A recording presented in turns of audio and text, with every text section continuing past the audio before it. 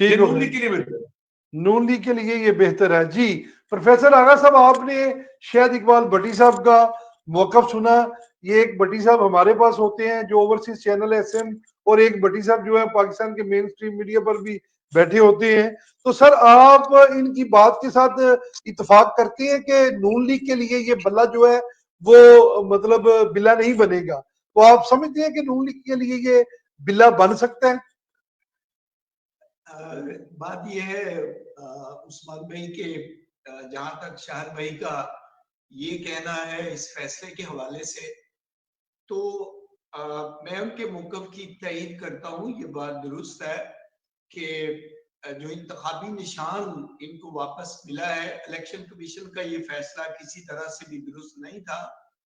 Peshawar high court के इस फैसले ने, बल्कि मैं तो समझूंगा कि इलेक्शन के इनेकाद में एक रुकावट को दूर कर दिया है, और इससे यकीन मानिए लोगों का अदालतों पर एतमाद बढ़ा है। पीजीआई के वर्कर्स जो है वो पुरजोश हैं।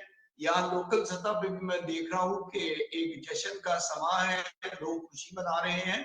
देखिए उस्मान भाई, जैसे आप पासपोर्ट के बगैर आप सफर नहीं कर सकते, इसी तरह कोई भी सियासी जमायत जो है उससे आप उसकी शनाख्त नहीं छीन सकते हैं जी। तो बावजूद के उस्मान भाई, मैं 1 मिनट लूंगा कि पीटीआई के तकरीबन 890 अहम फ्रंट लाइन के सियासतदानों के जो कागजात हैं वो मुस्तरद किए गए हैं, और ये सब कुछ उन्हीं आरओ के तहत हुआ जिनके ऊपर इन्होंने एतमाद किया था।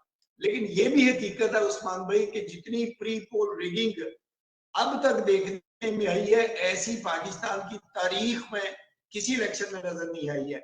जिस तरह से कागजात छीने गए हैं, और कोई पता नहीं कि 8 फरवरी को रिजल्ट भी छीने जाए, बिल्कुल वैसे ही जैसे पीटीआई वालों ने हमारे डस्का में बक्से छीने थे। ये तो 8 फरवरी को पता चलेगा।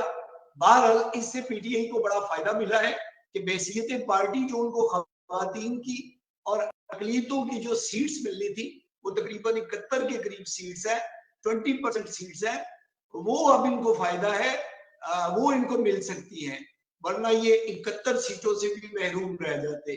तो ये एक बड़ा पॉजिटिव साइन है।